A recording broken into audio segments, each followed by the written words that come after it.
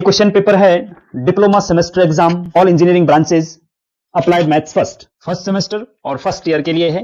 अगर पढ़ोगे नहीं तो सारा डिप्लोमा खराब हो जाएगा, आपका मैथ्स की बैच क्लियर नहीं हुई। तो इसलिए मैं बार बार कहता हूँ ध्यान दो ध्यान दो ध्यान दो, पढ़ते लिखते रहो। क्वेश्चन नंबर 6 में क्या वैल्यू निकालनी है? tan 1 degree into tan 2 degree in question number 11 क्या है जी? इसमें दे रखा है कि find the slope of the tangent to the curve. हाँ, गिवन कर्व दे रखा है। नेक्स्ट क्वेश्चन नंबर 7 पे चलते हैं स्टूडेंट। क्वेश्चन नंबर 7 बोल रहा है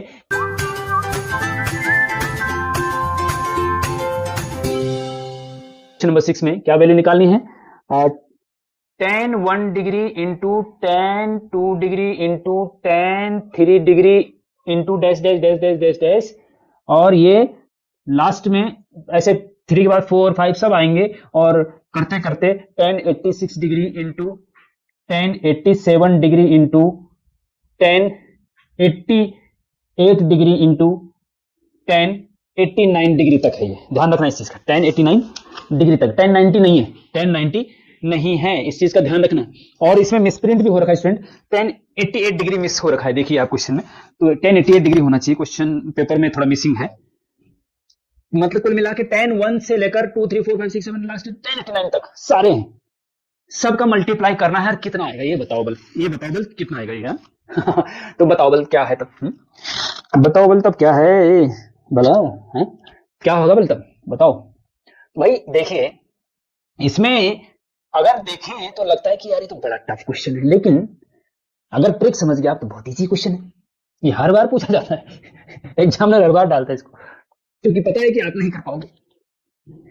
अब देखिए स्टूडेंट, इसमें करना क्या है कि जैसे tan 1 डिग्री है, इसको रहने दो, इंटू tan 2 डिग्री है, इसको भी रहने दो, tan 3 डिग्री है, इसको भी रहने दो, ठीक है। ऐसे डैश डैश करते करते हम पहुंचते हैं tan 44 भी होगा, 44 डिग्री, और इंटू tan 45 डिग्री भी होगा, फिर उसके बाद tan 46 डिग्री भी होगा, 47 भी होगा, 48 डैश डैश करते फिर tan 87 डिग्री भी होगा, और tan 88 डिग्री भी होगा, और tan 89 डिग्री भी होगा, है ना। ये ऐसा कर दिया हमने इसको थोड़ा सा। अब थोड़ा सा क्या, अच्छा चलो, इज इक्वल टू, अब tan 45 का मान आपको पता है 1 होता है, लेकिन tan 1 से लेकर 44 तक, tan 46 से लेकर tan 89 तक आपको एग्जैक्ट मान नहीं पता, केवल tan 45 का मान पता है कि tan 45 का मान 1 होता है, ये पता है आपको। अब इनका क्या करें भैया?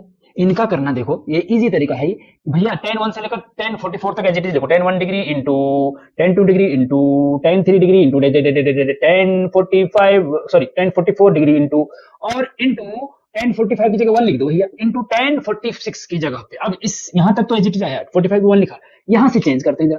tan 46 को आप लिख सकते हैं tan 90 minus 44, 90 minus 44, 90 degree minus 44 degree करेंगे तो tan 46 आएगा, तो tan 46 को 90 माइनस 44 लिख सकते हैं, डैश डैश डैश डैश। इसको लिख सकते हैं tan 87 को लिख सकते हैं tan 90 माइनस 3, 90 माइनस 3 87 ही होता है, इंटू tan 88 को लिख सकते हैं tan 90 माइनस 2, tan 89 को लिख सकते हैं tan 90 माइनस 1, ठीक है, ठीक है जी, ओके, इज इक्वल टू, फिर से लिखो आगे, tan 1 डिग्री इंटू tan, इसको एज इट इज रखेंगे यहां तक, 2 degree into tan 3 degree into tan 44 degree into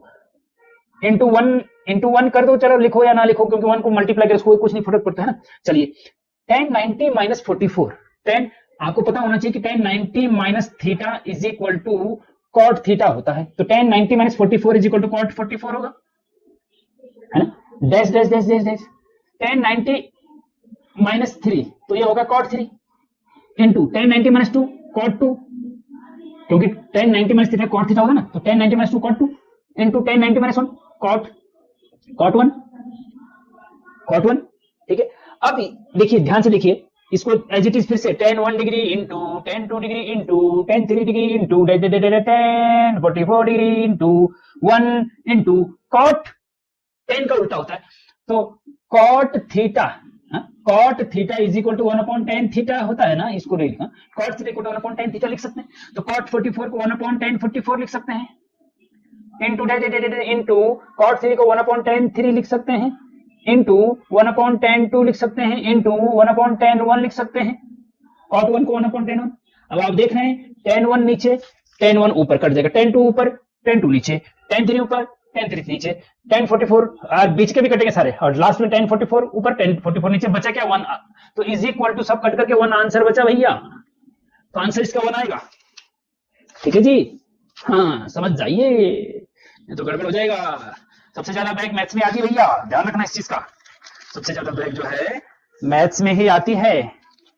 अगर पढ़ोगे नहीं तो सारा डिप्लोमा खराब हो जाएगा आपका, मैथ्स की बैक क्लियर नहीं हुई तो। इसलिए मैं बार बार कहता हूं ध्यान दो ध्यान दो ध्यान दो, पढ़ते लिखते रहो। नेक्स्ट क्वेश्चन, क्वेश्चन नंबर 7 पे चलते हैं स्टूडेंट। क्वेश्चन नंबर 7 बोल रहा है कि आयोटा की पावर -12 का मान बताइए क्या होगा।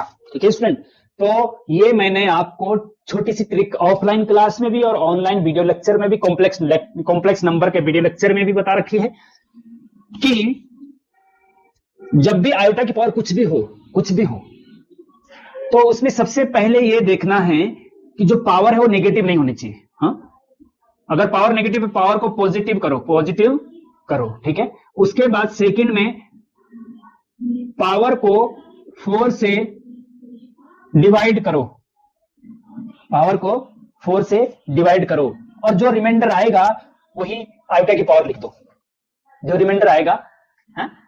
थर्ड स्टेप में क्या है, जो रिमाइंडर आएगा वही आयोटा की पावर लिख दो, बस। ये 3 स्टेप है इसमें, ये हर बार हो जाता है।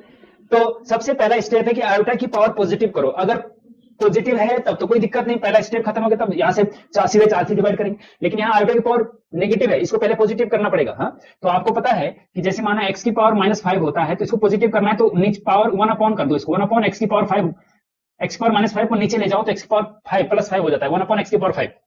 ठीक है, तो ये पॉजिटिव हो जाता है। तो ऐसे ही आयोटा की पावर -12 को पॉजिटिव कर रहे हैं तो 1 अपॉन आयोटा की पावर 12 लिख सकते हैं, इसको अपॉन में ले जाओ तो पावर जो है पॉजिटिव हो जाती है। ठीक है जी, अच्छा जी, ठीक है। अब देखो आयोटा की पावर -12 को 1 अपॉन आयोटा की पावर 12 हो गया, 1 अपॉन, अब आयोटा की पावर 12 का मान क्या होगा, तो जो आयोटा की पावर होती है उसको 4 से डिवाइड किया जाता है।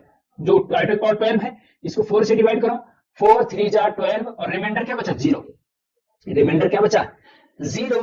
तो इसका मतलब आयोटा की पावर क्या आएगा, आयोटा की पावर 0 आएगा। जो रिमाइंडर आएगा वही आयोटा की पावर लिख दो।